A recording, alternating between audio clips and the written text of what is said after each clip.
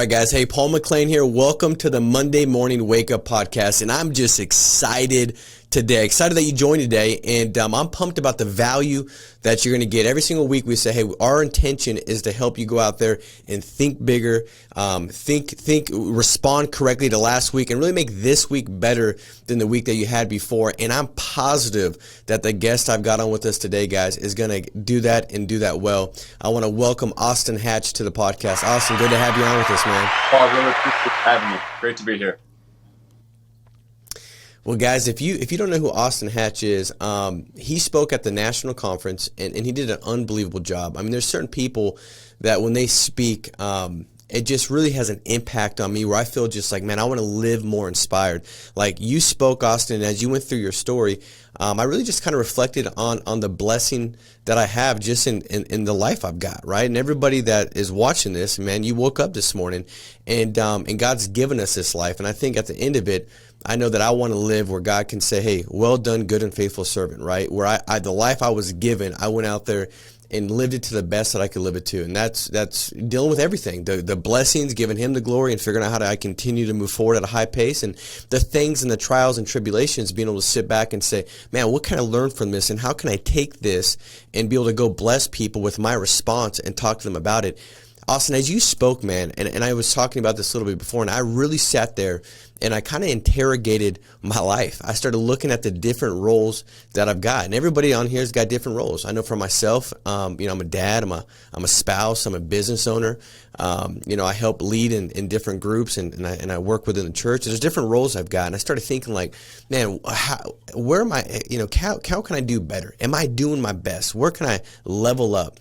And you made me do that, dude, and I appreciate you for that, because as I left that conference, I did some reflection and I made some adjustments, and I went out there and I felt like I lived more intentionally after that event. And I do believe that as everybody's watching this today, if you can kind of open your mind, open your heart as you listen to Austin's story, I believe you're going to feel the exact same way. I think you're going to be inspired, not just inspired to go out there and kind of do things the same, but I believe you'll be inspired to go out there, make some tweaks and adjustments, look within, and go out there and use all the things that you've had happen in your life to find the good that's in it, to go out there and elevate yourself to a level that you would have never got to in the first place. And so, Austin, as we kind of start with this, man, I know that not everybody on here this morning knows your story. What I'd like to do is just kind of have you go through the story and then unpack, because I believe in your story, there's so many different concepts and things that we can kind of highlight that you've responded to in such a beautiful way, where you've really found the gift that was in it, and have elevated your life to where it's at now. I know you're married, and you got a little boy, you said, it's on the way, right? Yes, sir. Hey, how big did you say your little boy was going to be? He's projected to be 11 and a half pounds at birth. My wife is about 32 weeks right now, so she's got about 2 more months to go. He's going to be a big one. He's going to be a big one. So by the time he's 2.5, he'll be bigger than me, which is it's kind of, I don't know how I feel about it, man, but I'm excited for you guys. We're pumped. You're blessed. But well, hey, congratulations, my man. Well, yeah, if you can kind of go through your story a little bit with us, and we'll kind of go through some different points, and I definitely have some questions for you. And again, man, excited to have you on. So I'll pass it to you, brother. Thanks, Paul. I really appreciate it. It's great to be here again. And I've been through some challenging circumstances, some tragic circumstances in my life, but I feel those things have given me an incredible opportunity to be a blessing to other people. Because I feel like at a high level, if we can shift our focus from how adversity, how challenges only impact us, to how we can use those challenges, those experiences to bless others, right? I feel like that will enable us that would drive us to find ways to overcome. And, so I was, born to an incredible family in Fort Wayne, Indiana, incredible mom, Julie, amazing sister, Lindsay, 3 years older than me, and a little brother, Ian, who was 3.5 years younger. Just had an awesome life. My dad was a doctor, and we had a great life, and, life was good. I mean, like, it was the kind of childhood most kids dream of, I feel like. But, so my dad was also a pilot. We had a small plane. We'd fly on vacation, stuff like that. And my dad, we were flying on the way home from my grandparents' lake house in northern Michigan. And Tragically, as we were preparing to land, the airplane crashed and claimed the lives of my mom, Julie. She was 38 at the time. My sister, Lindsay, was 11, about to turn 12 a week later. And my little brother, Ian, was only 5. Incomprehensible loss, right? Incomprehensible. It's really the only word I can use to describe it. But, my dad and I somehow found a way to keep living, keep moving forward in the midst of that. For my dad, he was 38 at the time. I don't know how he did it.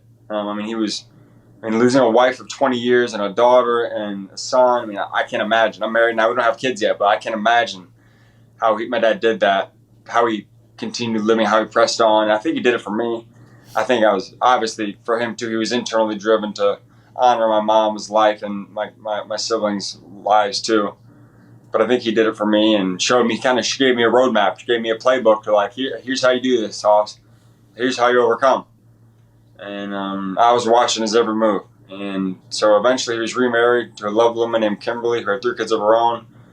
We had a great blended family, restored some normalcy in my life. Not the same, but, great to have mom and siblings at home again. And I was working really hard on my basketball skills on the court. My dream was to always play for Michigan. And again, have success. Started to get, freshman year, I didn't really get much attention from Michigan, but then my sophomore year, I had a really good season. And got Coach Beeline's attention from Michigan, and he, on June 15th, 2011, he offered me a scholarship to play for him after my sophomore year of high school. So I committed on the spot right then and there, June 15th, 2011, and hope to have a great career at Michigan. But then 9 days later, tragically, we were involved in a second plane crash that killed my dad and my second mom, and almost killed me too. Probably should have killed me. But by the grace of God, I survived. I was in a coma for 2 months, and I came out of that coma. I had to learn how to walk and talk and eat and how to live life, basically. But made the decision early on that I was just gonna go big. I was gonna go big or go home. My dad always said, "Oss, don't waste your time going halfway, man. Go big or go home." And in life, that's how I live life. Whatever I'm doing, I'm gonna go big. In my marriage, I'm going big. As a dad, I'm going to go big. In my, at Michigan, Coach Beeline honored my scholarship. And even though when he came to see me in the hospital, I was in a wheelchair. I couldn't walk. But his follow through and his commitment to me didn't waver, even though the circumstances drastically changed. And as soon as he told me that he can't wait to have me on his team, I was, okay, let's go. We got to go big. I owe it to him to make the best recovery I can possibly make. I owe it to myself, too. And I owe it to my family in heaven to do everything I can to overcome the challenges I face. So, yeah, we made a pretty good comeback and was blessed to be a part of the team 4 years at Michigan, and only scored 1 point. I'm the all-time lowest scoring full scholarship athlete in Florida. But I had a role on the team. It wasn't the role that I thought I was going to have when I committed. I thought I was going to hopefully be able to be a great player and help the team win championships on the court. But I had a role. I was to be positive, bring energy, be a great teammate, and work hard every day to do the best that I could be. So, I think every person on every team has a role. Every person on your team has a role. Every person on Sean's team, every person in the FFL family has a role. We don't have the same roles, obviously. Some roles may be bigger than others, but I think that every role is very important. So, I agree, dude. Well, I think that, when you look at, the business, everybody that comes on board, you're right, man. They have different roles and gift sets that are going to position them to go out there and eventually see the success and hit their goals and dreams that they've got. And sometimes it's not a skill set of selling, but they might have that skill set of just being positive and optimistic and having this filter of faith that, hey, it'll work out. And when they come around, that'll attract the right people to be able to speak into their skill set and help tweak and adjust. And so I just believe 100%, man, what you're saying, if you can go out there and focus on what you do have as far as a skill set, because as talented you were as that basketball player, Austin, when that second plane crash happened and you went in and you were in a coma for 2 months, when you got out, you had a lot of big injuries. It wasn't like you had a brain injury, you had punctured lung. What was the extent of the injuries, and is that what kind of caused you to make it difficult to go back and play for Michigan as far as physically? Yeah, so I had a really bad traumatic brain injury, TBI. So traumatic brain injuries are measured on a scale of 1 to 7, 7 being the worst. Levels 1, 2, and 3 have a pretty good chance of, returning to your normal ability. Like a concussion is a traumatic brain injury. It's a minor one. Obviously there's a range of concussions, but like most concussions are relatively minor. I mean, obviously, I'm not saying it's a good thing. I'm not diminishing that. It's terrible if you get a concussion, but like most of the time, you get a concussion, a couple weeks or a month go by, and then you're back, and you can go back to playing. But levels 4, 5, 6, and 7 of TBIs have decreasingly smaller chances of, being able to return to the way you were before. And my traumatic brain injury was the worst level 7 that the doctors had ever seen that came out of a coma. So like, statistically speaking, man, I shouldn't be alive. I shouldn't be. But by the grace of God, I am. And, I think what really I'm on the quest to do, right, is I think we all have, I don't want to say unlimited potential, but there's no ceiling on how great we can be. I mean, maybe, I'm not saying every basketball player could be Michael Jordan, but like, you can reach, there's no reason we can't reach our full potential. And I think, whenever the good Lord calls us home, I feel like there's going to be obviously I don't know what heaven's like, but I feel like, hopefully, God says, well done, my good and faithful servant. And here's who I created you to be. And here's how you measured up to that. Right? Like you had the potential to be this, but yeah, you settled for that. Like, I don't know if that actually happens, but right. I'm like, man, I'm just trying to be as great as I could be at whatever I'm doing. And whether that's husband, father, business owner, what have you. And I'm not saying I'm going to reach that full potential. I probably won't. Most of us don't. But I'm trying to get as close to that as I can. So I'm just, I think a lot of that, some things are out of our control. Like the ball is not always going to bounce our way. In business, some good things have to happen in order to like absolutely crush it.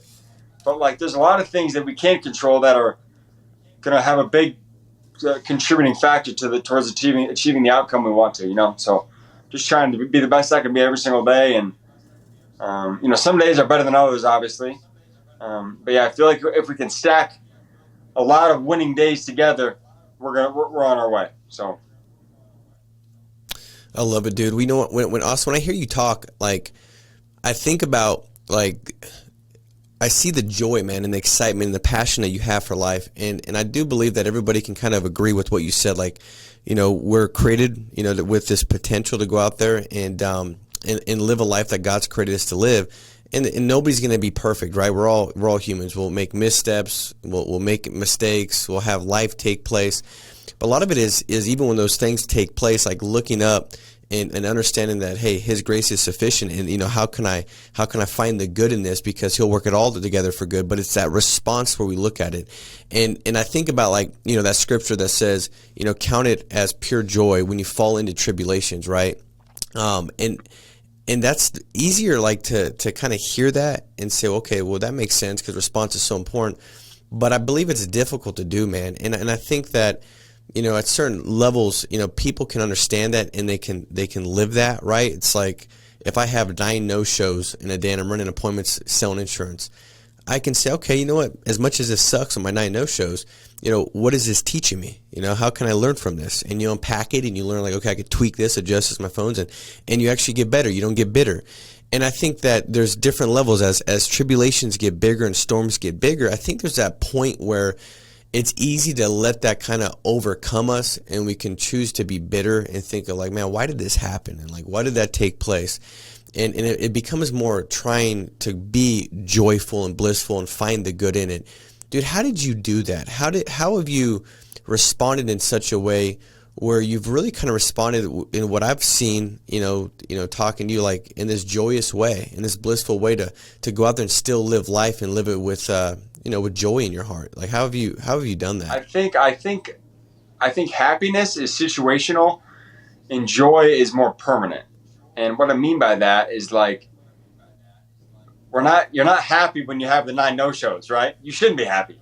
Like, but the joy is knowing like that we've got a great inheritance in heaven. The joy is that I'm going to see my family again someday. The joy is that I have an amazing wife. The joy is that I've got a son on the way. Like, right? Like that's like what a blessing that is. there are things that I've had a few events in the last couple of weeks there were this fall, and they were supposed to be in September, and the company's canceled or at least postponed them to next year. I'm like, yeah, that's not. I'm not happy about that, but it's like, okay, it is what it is. Like, I can't control what they do. I can't. I mean, and they had stuff come up, like totally fine. That's business. That's life, right? The people that have those 9 no-shows that you reference or whatever, those people probably had things come up. They probably didn't originally plan to say, you know what, I'm going to schedule an appointment with Paul for Tuesday at 9:30 a.m. and I'm going to be a no-show just to piss him off. They probably didn't do that, right? It's like they have stuff that comes Right. up, and like what I think about it in business is like, just because we have a no-show or just because we have an event get canceled or pushed back, that doesn't mean no, it's never going to happen. That just means it's not the right time. Like maybe follow up with me next year. Maybe give those people a week and read. And then I'm not telling you how to run your business, obviously, but I'm like, you know what? Like maybe it's they had stuff come up, and they probably all 9 didn't have things come up at the exact same time. But like, whatever. But I kind of think like I've found that our simple decision to be positive in the face of challenges and adversity, our simple decision to remain joyful, that will I've found that obviously it makes life more enjoyable, but I've found that it gives us a better chance to succeed in business too. Nobody likes doing business with negative people. No one does, right? And I think this is kind of different, but like the likability factor I found is the best kept secret in business. And obviously you got to have a great product, you got to offer a great service, what have you. But if you're likable, if you're joyful, that doesn't mean everybody you ever meet's going to buy from you. But if you're a jerk and you're negative and you're feeling sorry for yourself and you're an energy drainer, who's going to want to do business with you? Like, I wouldn't want to do business with that person. But like, if somebody comes up to me and they're energetic and they give off great energy, a great vibe, it's like, man, like I want to be around this guy. Like, I'll buy from him. Maybe even if somebody has a better product, but this guy, I just like him. Like he's great to be around. I'm probably going to buy from him. You know? Yeah. So you kind of look forward to the joy that's like set before you, the different things that are going to be able to come from it, opposed to like just dwelling on what you've gone through and what's been taken or what's taken place. You're looking forward to what's taken place that can bring the joy. You're not dwelling on the past. And I think, Austin, like, there's people that, come to this business and they've had failures and setbacks and struggles, and they develop this different emotion, whether that's like, man, like shame, like I haven't seen success before, or guilt, I could have done this, or regret. They have all these different emotions, and I think that the big issue is when you continue to let those emotions drive, right? The next morning you wake up and you got those same emotions that are negative emotions, and those negative emotions go out there and they help you find evidence to support that emotion that you feel, right? And what I've seen for you, man, is like really just kind of taking dominion over your mind as you put that faith filter on, as you look forward with the joy. Do you think like the things that you've gone through have empowered you to have this different filter of faith when you're looking at all things to find the good and continue to look forward in joy? Like, do you think those things have helped you, I guess, grab the lens of faith opposed to fear and these other negative emotions that could be driving people? Yeah, for sure. So a couple things to your question. One, we all like. I think really in life, most of us are chasing happiness, right? Whether that's building a business makes you happy, or having a great family makes you happy. Hopefully, it's both, and hopefully, it's a great life, and hopefully, these things aren't mutually exclusive. Hopefully, you can have a great business and have a great family and a great life outside of business. Hopefully, you can have all of the above, and that will make us happy, right? And like life is just more. It's just more fun if we're joyful. And I don't think you can manufacture joy. Like if things are tough, they're tough, right? Like there's no joy in what I experienced, the tragedies. There's no joy in the events, but I found joy in how I've been able to respond with the support and the love of so many people around me, And I really do feel like if what happened to me, Paul, was the worst case scenario, right? Losing your entire family by the time you're 16, you could argue that's worst case scenario, right? I mean, there obviously are maybe worse things too, but like for the sake of argument, that's worst case scenario. How we've been able to respond to it, I say we because it was everybody. It was me, my family, everybody who was impacted in any way. Because my parents, my family were like, everybody loved them. So the loss it didn't only impact my life and my family's life. It impacted like the whole city of Fort Wayne, where I'm from. Like it impacted everybody, and I feel like it's been the best case scenario, given the fact that the worst case scenario happened. Can't change what happened, but like given that those things did, it's like, man, how could things be any better now? Obviously I can't speak for everybody else in my life, but it's like if you just look for the good, I think we'll find it. And here's what I think. I've seen a video of Sean. He's got posted, or that he has a great Instagram account or whatever, and he's talking about how there's a low barrier to entry to your business, right? Pretty low barrier to entry. I mean, you don't need to have a PhD. You don't need to have a master's degree in, microbiology or like super advanced math. It's like you got to be a good person, and you got to know how to sell, and you got to believe in protecting families, right? And I'm not telling you how to run the business, obviously, but like I think there's a low barrier to entry to being joyful. I can't speak for everybody, but I feel like if we look for things to be joyful about in our life, I think we can find them. It may not be obvious. It's not going to be like handed to us on a silver platter, so to speak, right? But I feel like there's joy in I can't say in everybody's life, but there's something good in everyone's life. I would argue, probably. There's something good. There's something to be happy about. Something worth celebrating. Something worth being joyful about. And like, obviously, we all have different challenges. Those are what happened to me was terrible. Whoever's listening to this, I'm sorry if you've lost anyone in your life or had really challenging events. But it's like I've found that if we focus on the good, it just makes for a more enjoyable experience, makes for a more enjoyable life, and I think it makes other people want to be around us too. And so, well, Austin, I think that the response that you exemplify every single day with the life you live. Because everybody has gone through stuff. I like when Sean says, "Hey, man, nobody's got the market, corner for different things that take place in life." Like life, a lot of times could be ugly. You know what I mean? Like there's things that can take place. But man, there's people that I believe are on here and they've got bitterness and things like that are kind of just like they're weighing them down as they walk down the path that they're hoping leads to success. And unless they let go of different weights, it's just hard to move to. Or at the level that's going to lead to that God-given potential that He's given you and wants you to go out there and live. And I just think that, man, when somebody listens to you and they see how you found that good and that you're impacting lives as you go out and speak to different conferences and speak to different companies and events, like, dude, that's such a massive difference you're making with the lives of people across the world. And so that there's good in all things. I mean, I think if somebody questions, like, how can I find any kind of good? And that was the most horrific thing. I think when you say, like, I think this might have been, no, it is. I think it's one of the most horrific things that anybody could go through. But because you responded right, dude, you're taking that and impacting so many people. And I would just encourage everybody listening today is to take a look at anything that maybe has caused some bitterness and things where you think, like, man, why would this happen?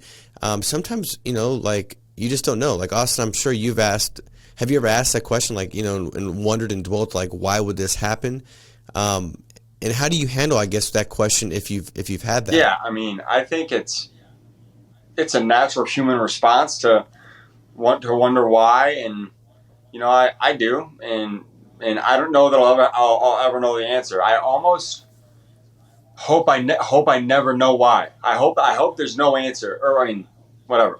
Like, in my human brain, right? Like, it's hard for me to understand how there could be a justifiable reason to have my whole family taken from me and have them suffer the deaths that they did when my My brother was 5. My sister was 11. Mom was 38. Dad was 47. I mean, it's terrible, right? Like, I almost hope there is no answer. Like, I hope I never learn why. Maybe, and that's just me being totally brutally honest. But I've kind of found, and I remember, I think a few minutes ago you mentioned James 1, 2, and 3, which says, "Consider it pure joy whenever you face trials of many kinds, because you know the testing of your faith produces perseverance." Like, it doesn't say, "Be truly happy whenever you face trials of many kinds, because you know the testing of your faith produces perseverance," right? I'm not giving my, who am I to interpret the Bible this way? But it's like, it doesn't say be happy. Like, be temporarily happy. Be in the moment. You should be so thrilled you're going through challenges. It doesn't say that.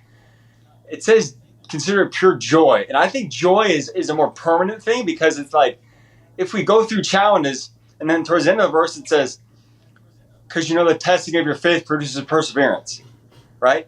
By going through this, you're going to learn lessons that will help you persevere in the midst of other things, right? And that's like, That's good.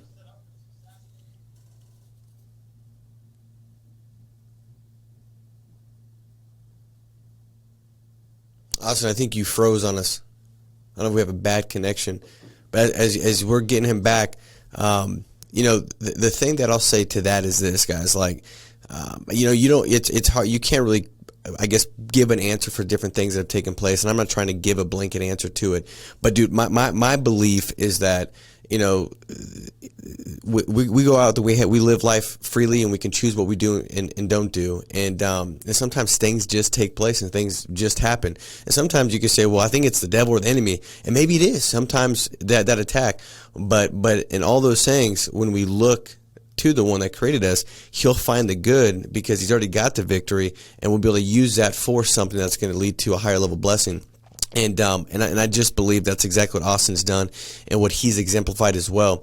And guys, what I would say is this, as we look at wrapping up the podcast today, is that at the end of the day, things are going to happen, right? But if we can take a look at figuring out what can we find in this, like if we can perceive the seed, we'll be able to receive that because it's there for us, and we'll be able to plant it and go through that process where there's going to be a greater blessing and greater birth that's going to be grown out of it. And so when we have that perspective, then it's easy to kind of keep looking forward with this faith that, hey, we've already kind of won. So if you're in this business, right, and you're selling and you're trying to build a business, you're like, no, I'm frustrated. Like, this took place and that took place. Well, if you can keep the filter on, the filter of faith on, where it's like, I'm looking forward, though, because as much as this is all going on, there's going to be something good on the other side of it. There's going to be a greater benefit on the other side of it. There's going to be a bigger blessing on the other side of it. Then we take steps and we behave in such a way that allow that to take place. We respond in such a way to have that stuff take place. And, Austin's story, guys, is, to me, it's one of the most incredible, inspirational stories that I've ever listened to, witnessed. And I think there was something like, he said, like, it's like 400 quadrillion of a statistic of living through 2 plane crashes. You know what I mean? And it's like, so you can kind of look back and say, maybe that's why that, God showed me something that I know I'm going to go out there and have a great life because I've lived through something like that. And also, what I was saying as we were getting you back on, like, what was the statistic of living through 2 plane crashes? Yeah, so according to this MIT statistician named Arnold Bennett, he's not a Michigan statistician, but MIT is a pretty good school, right? Yeah, right. Calculated that the odds of an individual surviving a plane crash with at least one fatality involved in the crash is 1 in 3.4 million. So 1 in 3.4 million is those odds are slim. You wouldn't really bet on that. I wouldn't at least. Right, yeah. So I tragically, but I guess fortunately, survived 2 of those, though, with multiple fatalities in both. So the odds of surviving 2 plane crashes with multiple fatalities, 1 in 3.4 million times 1 in 3.4 million, is 1 in 11 quadrillion, 560 trillion. That's a 17-digit number on the denominator of the action. So the odds are very slim. Like I said, man, I shouldn't be alive. Obviously, if I am, I should be. But statistically speaking, I shouldn't have survived. But by the grace of God, I did. And yeah, man, just trying to make the most of this life I've been given, this third chance that I've been given and want to make the most of it. So. And Austin, I got a question, man. I know that you said after the first plane crash, you and your dad were really close, and you guys were always really close. But you kind of, he led you and showed you how to respond and really live a successful life, right? And have these different things or attributes that would lead to a successful life. Do you think like every day you spent watching his response and how he handled the first fatality really helped you in responding to the second time where you actually lost your best friend, your dad? And, did you think that made a difference? For sure. And, I didn't think about it explicitly at the time, but like as a son, at least for me and my dad, we were best friends. We went to basketball camp together. He would stay in the dorms with me, for like 4 nights, the father-son camp. And we were sleeping in the dorms together, I feel like my dad was almost like a brother to me, but he was my dad, obviously. I respected him as my dad, and he led me and coached me and taught me as a dad, but he was almost like a brother too. And I'm so grateful for him. I miss him every single day, of course, but yeah, like the way he responded, I watched his every move. And if he would have folded after that first accident, I guarantee you my response to the second one wouldn't have been what it was. I wouldn't have made a successful recovery like the one that I was blessed to make with so many people that helped me. Like his example, even though he died, and even today, even though he's not with us to this day, I'm like, man, like as a dad, as a husband, I saw how he did things, right? And the love and the support and the sacrifice and just everything about that man. If I can be 10% of the dad he was to me, our son will have a great dad.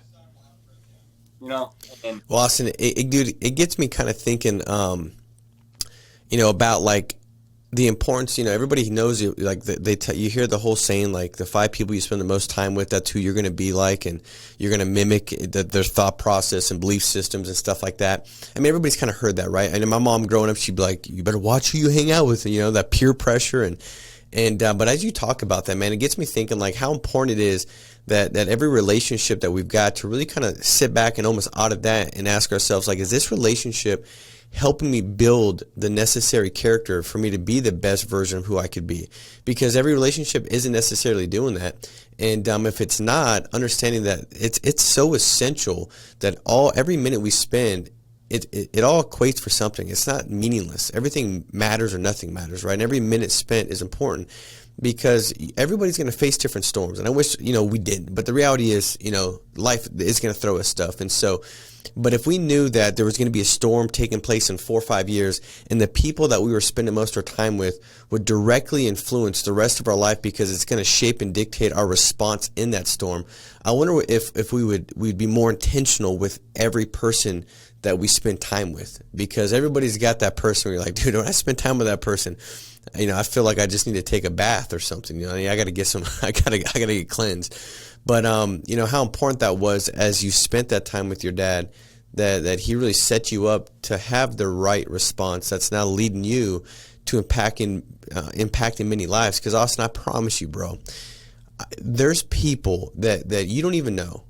And I'm sure you've heard it, but I guarantee there's people that you don't know that you've spoken on a stage, maybe you've spoken on a podcast, that, dude, you've changed their life forever. Like they've literally sat back and they've been holding on to stuff that's kept them in a state that's not joyful. It's kept them in a state of bitterness and anger and frustration and this woe is me. And they've let that go. And now they're living a life that God's called them to live because of your story. And I guarantee it, man. I mean, I bet you there's so many of them, it would blow your mind. And you could go back to unpacking it as that relationship with your dad and that response and watching the first time and how important that was. The one question that, I had the first time hearing your story, Austin, that I didn't understand at the time but I definitely understand it now, getting to know you a little better. And I've spent time watching and listening to your podcast and things you've done, because like I said, you're very inspirational. The moment that I saw you speak on stage is, when those two crashes happen, your dad was a pilot in both of them. To never get this bitterness of like, Dad, why couldn't we have just not flown, right? I mean, you're going to Michigan. Could we have, got a different form of transportation? Like, how did you not respond like that, right? How did you not respond in that way? I believe I kind of get it now from listening to you and understanding how great of a man your dad was and the relationship you had. But can you kind of unpack that, like the response that you had, where it wasn't, you never picked up that, bitterness or offense of that? Can you kind of talk about that a little bit? Yeah. So I want to comment on on your previous point before I answer that question. You were talking about how, like taking relationships seriously and kind of, if it's not helping us, it's hurting us, right? Like you're either growing or dying, right? It's kind of like it says in scripture, like either growing or dying. And like I'm all for that. And I think we should be intentional about who we surround ourselves with. But one thing my wife has said that I think her dad told her when she was young is that you might be the only church that person has, right? Like, and I'm not saying like that is only applies to faith. But I'm saying like, someone could be, thinking or behaving a certain way, and even if you're like, I wouldn't pick them to be on my team. They wouldn't be my, my first pick. Like, right, like if I have a friend group of 5 people, they probably wouldn't be in it. But like, I can minister to them. I can show them a way. I can set an example. And I'm not saying we need to have like 20 of those people in our life. But like every now and then, I feel like, like sometimes I think we just kind of gotta, I don't want to say take the high road, but like, yeah, this may not be that beneficial to me, but I believe God has blessed me with some traits that I can minister to other people and spread the the good news or what have you. So I think like every person, we can be an example to everybody, and you never know who we're going to impact. Second question. Yeah, I agree, Austin. But real quick, I want to say to that, because I agree 100%. And I think that takes really high intentionality, where when you have because we're called to be an encouragement, to be encouraged, right?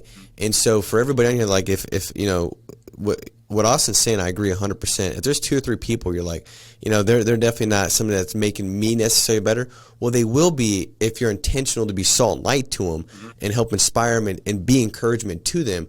But if you're not, and there's no intention, and it's just a relationship that's based on default, just like there's no intention. Well, then you're going to receive the negative if you're not intentionally being the person that's leading, guiding, and directing with the positive. So I agree 100%. I do believe that if you've been, gifted with different things that you can encourage people with, you should seek somebody that necessarily isn't going to be the positive for you if you just listen to them, but they will serve you because you're giving them the positive, which helps you go out there and validate and really bring out the God gift that He's given you. So I agree 100%, man. For sure. And yeah, so going back to your previous question about flying, I didn't really think about this as much at the time, but flying to me and my family, it was just what we did. Like my dad, even like he would run this triathlon that was 45 minutes away from town. Makes way more sense to drive. Probably actually takes longer to fly there. By the time you get the plane ready, and take and like everything else and get it, but he just loved to fly, and so we flew everywhere, and it was normal to me. And yeah, the bad things happened that they did, and but it was like part of my life. And the way I explain it to people is, I'm not saying flying to us was as normal as driving, but like if you get in 2 really bad car accidents, it's not like you're never going to drive ever again, and sure. And it's kind of like, I know it's kind of a hard thing to explain to people, but like today, like I don't fear dying. Like if it's my time to go, man, this is my time to go. I hope I live 75 more years, I die when I'm, 102, and have a big family, a lot of kids, a lot of grandkids, like great grandkids. Like, I hope I get to experience all of that. But whenever the good Lord calls me home, the good Lord is calling me home, man. It's like, I feel like whenever that day comes, like, it's well done, good and faithful servant. You've done what I sent you to earth to do. And I'm not saying that, like, I'm not justifying like death or anything like that, but I'm just like, man, you know what? I don't fear it because of going back to the joy question, right? The joy I have and the promise that I know is in heaven, and the joy of being able to see my family again. And I hope I don't see them for 75 more years. Like I said, I hope I live till I'm 102. But right, but like, man, like, I get to see them again. I really believe that, and I don't know how heaven works, but it's like, Yeah. how can you not be? How can you not be joyful in that, or how can you fear it when? Not that you look at the positives of death, but like looking at like the promise we have in heaven. You know what I mean? Yeah, I agree, dude, 100%. Well, I think, Austin, a lot of times somebody might fear death because they don't feel like they're living their life fully, and then that regret that I didn't live my life fully. And dude, I don't, if you said, hey, do you think Austin's going to fear death or not? I mean, my answer would be like, no, because, dude, like, you're going out there and you're finding the good in every little bit and you're living fully, man. You know what I mean? And so I think when you do that, I don't think you fear death because, like, I lived my life fully, what was put in front of me. I found the best in it, and now you get to go on and continue to experience the joy that's set before you up there, right? And but I think that watching every bit of your response, like, it's all been finding the good. Like, dude, there's so many different things that you could have, found bitterness in and stuff like that, but you didn't find it in none of it, man. And I think that when you pick up offenses, whether it's, man, why did this happen, or why did that person do this or this and that, or whatever it could be in life, because stuff's going to happen, right? And people can pick up offense for anything. Sometimes I'll talk to an agent and I'm like, dude, that really offended you? Like, what world are we living on, right? Because when you pick that up, like, you've now basically put some weight on your shoulders that you're not supposed to be carrying. And how are you going to run the race that you've been called to run if you got all these unneeded weights that are around your ankles and one of those, what is those, like those backpacks with the weight on? It's like, dude, you're not supposed to carry that. No. Like, what are you doing? Yeah. And I think that's just so beautiful that, dude, you found all that, man. Like I said, dude, just such a phenomenal, inspirational story, and your life is the story that's inspiring that you're continuing to go out there and live, man. It is really cool. All right, I got a couple quick questions that we wrap up with to kind of get to know Austin.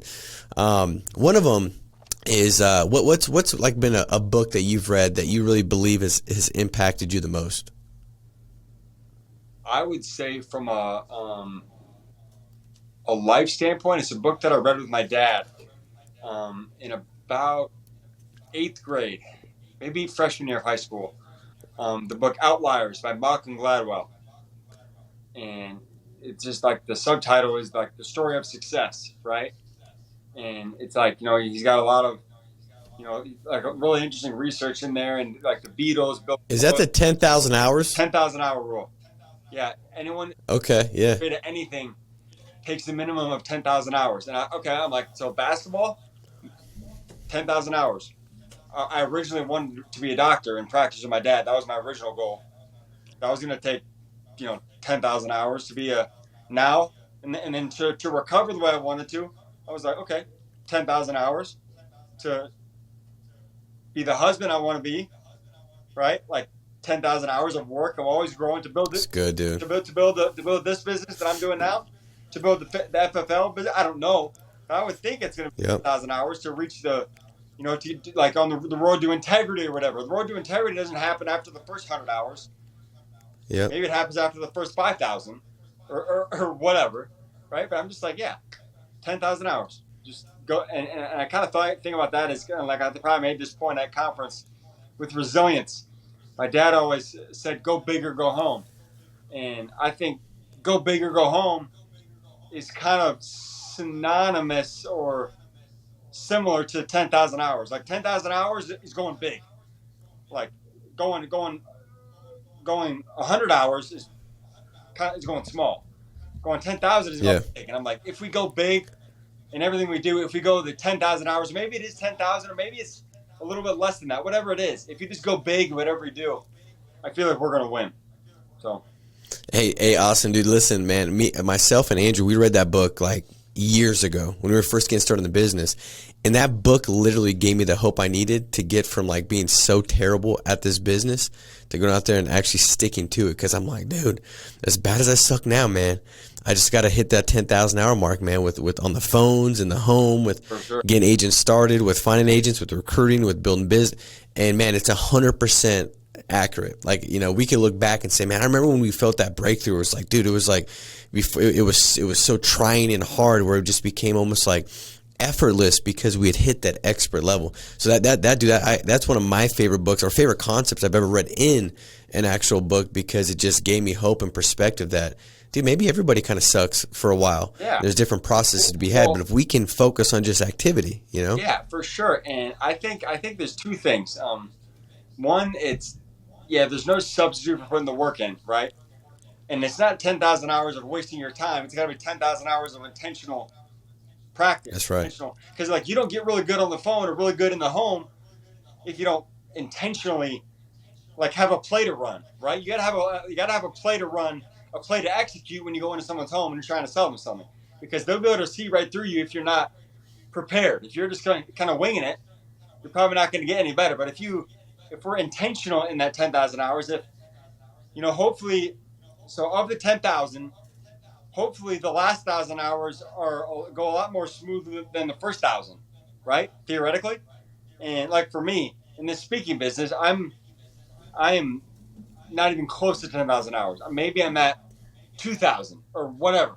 Right. And I don't know, or maybe 1,000. Right. But I'm like, okay, you know what? It's been good. It's been good getting here. We're getting better, but it's like I theoretically still have 80 or 90% runway left in front of me to get to that 10,000 hours. So it's like I gotta keep being intentional, keep practicing, keep working. And yeah, I think if you just keep that's good, dude, and understand success doesn't happen overnight, I think we'll do what it takes. So, hey, what's your favorite Netflix series? Favorite Netflix series? I don't really like movies. I get bored very easily. I like the kind of things like, I thought, this is not a Netflix series, but I thought like the Jordan documentary on ESPN was really interesting. That was good. Yeah. Yeah, I don't really even know like what's on Netflix. I mean, my wife does. I don't watch it at all. I mean, like, maybe she'll pull up a movie or something. Like we get about 1, maybe 2 movies a year together. Okay. Hey, the Jordan series was good though, man. That was a good series. Yeah, I didn't what that, but it's cool to see. It is. Also, what's your favorite quote? My favorite quote. Well, I've got a few. I think it's my dad. Like I've talked about, go big or go home, right? That, and then he also said, there's a lot of great definitions of success, right?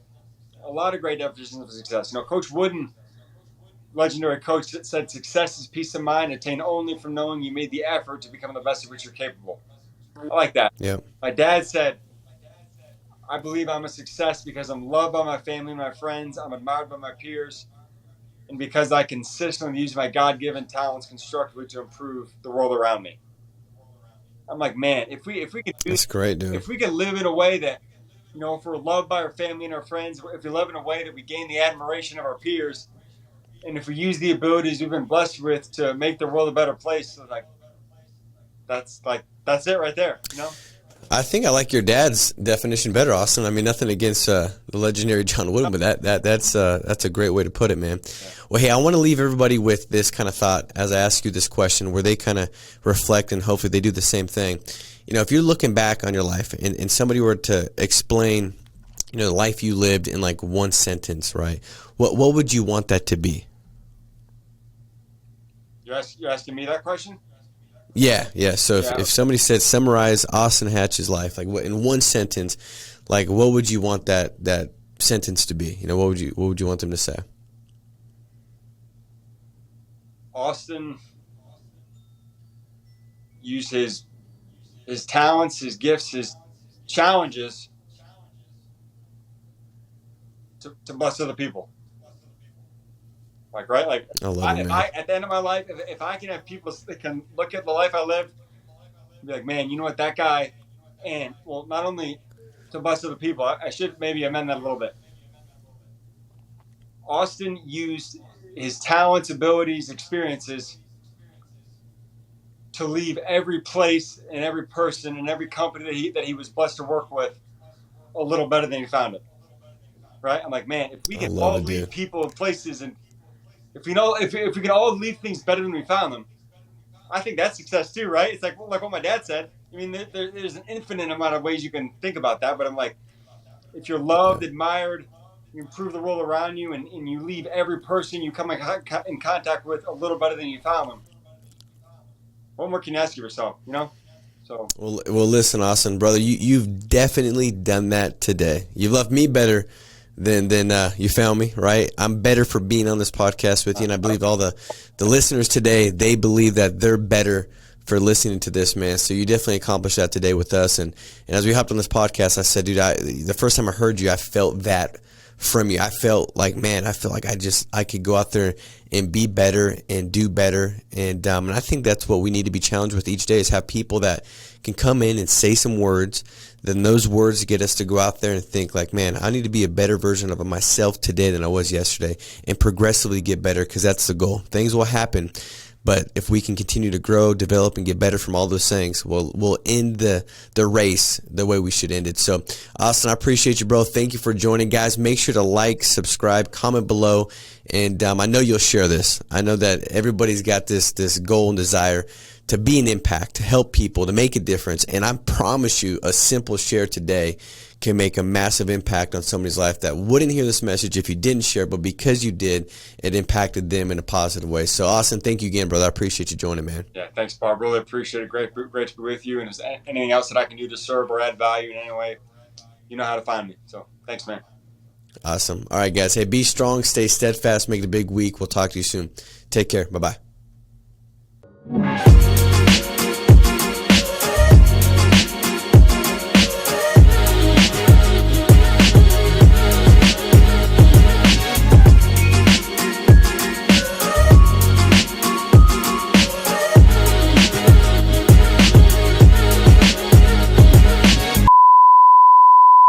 What's going on, guys? You know what time it is. It's time to give away 4 people $250 worth of leads. If you commented on last week's video, just playing right over here, you're automatically entered to win. So comment right down below right now before you do anything else. Pause the video, do whatever you gotta do. Make sure that you leave a comment right down below on this video so you could possibly win leads next week. Without further ado, let's see who won this time. Our first winner of $250 worth of leads is Ralph Ayala. These trainings never fail to bring a lot of wisdom. Thank you. Our second winner is Frank Pruden. Like it. Our third winner is Tire Trade Wins. So many incredible nuggets in this episode. What must I do to win and more? Hashtag MMW. And our fourth and final winner is the Insurance Guy. Great info. Guys, it's that simple. Just leave a comment and you could get $250 worth of free leads. Winners, get in contact with Victoria. Her phone number is going to be right over here.